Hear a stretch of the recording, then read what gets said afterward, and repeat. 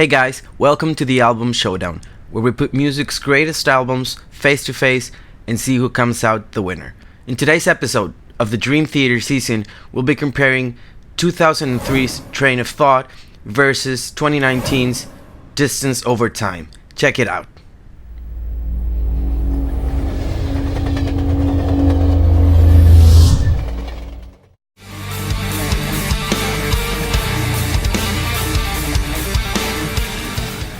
So I decided to compare these two records mainly because of the approach that the band had while writing them.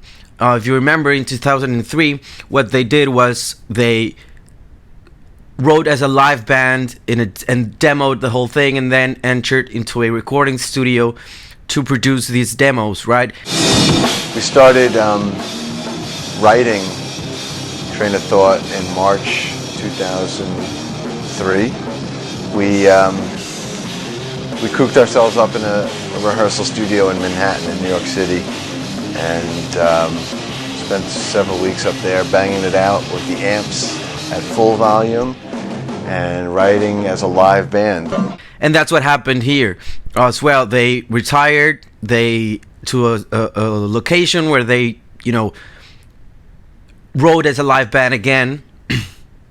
And then they turned that same location into a recording studio and recorded there. The idea behind making this album was that I really wanted us to do something different. Get full band inclusion, just like we did when we were younger, when we were in our 20s, and we would get together and rehearse and write together. We all put everything else aside and just immersed ourselves in the creative process. And I think the music actually speaks to that. It's really, really special. So the location that we're in, the environment of this particular studio, being in the mountains, hanging out together, it all contributed to, I think, a really, really special record. I'm so glad we did it this way. So the process was very quick. It took about 3 weeks to write each of the two albums. 18 days for Distance Over Time and 3 weeks for Train of Thought, and that's why I decided to compare these two.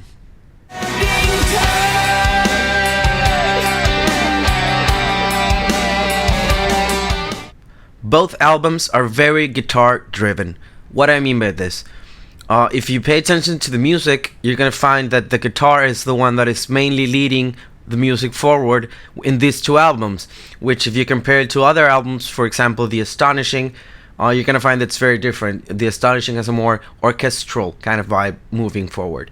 So guitar is really important in these albums, and Train of Thought was a very metal, balls to the wall, to quote Mike Portnoy, album, and so both albums have very much this riff oriented kind of attitude towards them. But what I find is that when I listen to Train of Thought's guitar solos, you find that it's mostly just shredding, right? You don't get these melodic lines like you do in Distance Over Time. Think Barstool Warrior, think the ending to Pale Blue Dots. In all these songs, Petrucci has really a more melodic ability to soar melodies, that kind of thing. You don't really get that in Train of Thought. So we're gonna give the guitar performance winning to Distance Over Time.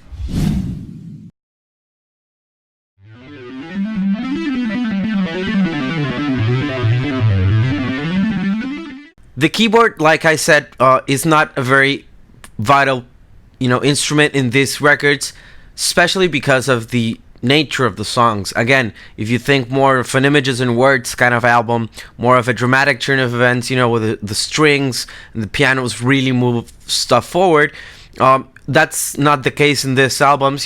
Jordan has more of like a backstage approach where he doubles unisons, and his solos are really good actually, but I find that both albums, because of the nature of the music, is kind of pushes the keys towards the back.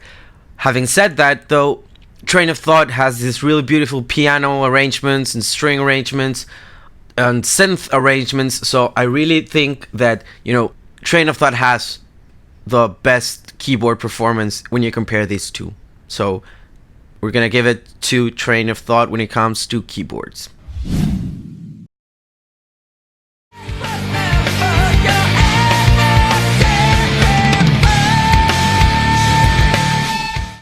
Speaking of the vocal performance, it's a bit unfair to say that, Train of Thought's vocal performance was better simply because it was recorded, when James was very young, or at least much younger than he is now, and that definitely you can tell in the performance of his voice.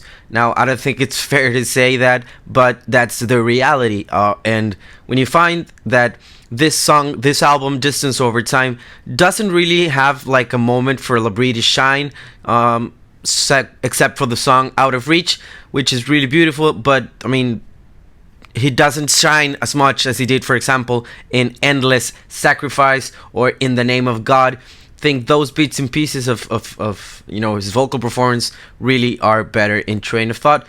So yes, we're gonna give Train of Thought the winning for vocal performance as well.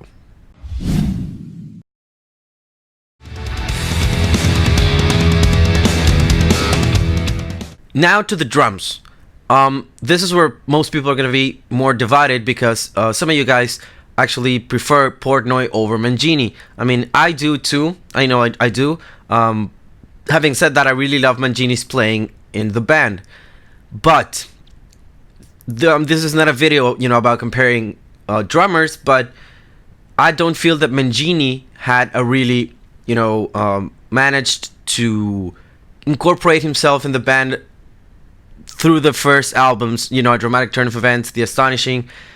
For example, those two albums, he didn't even write the music. He just, came in and recorded the drums for music that was already made by Petrucci or Jordan Rudess.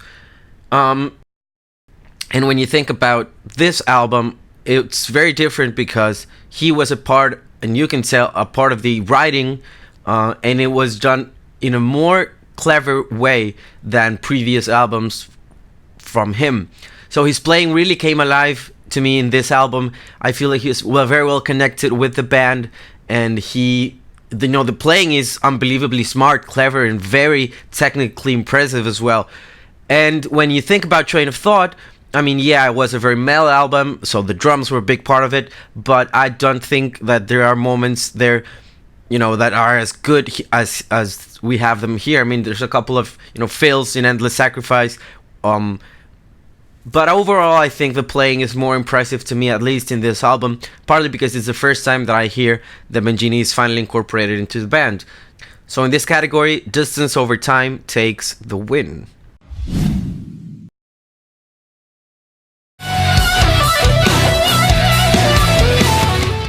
To speak about the production and the mix and the overall musicality of each of these two records, I think that the sound, the drums and the guitars of this record are, I'm not going to say better than Train of Thought. I just happen to like them more. Maybe because, the genre, of this record was very much, more progressive, more kind of Yes or Genesis kind of things, that Barstool Warrior intro. And so just because of that, the music is, less dramatic and less, epic, so to speak.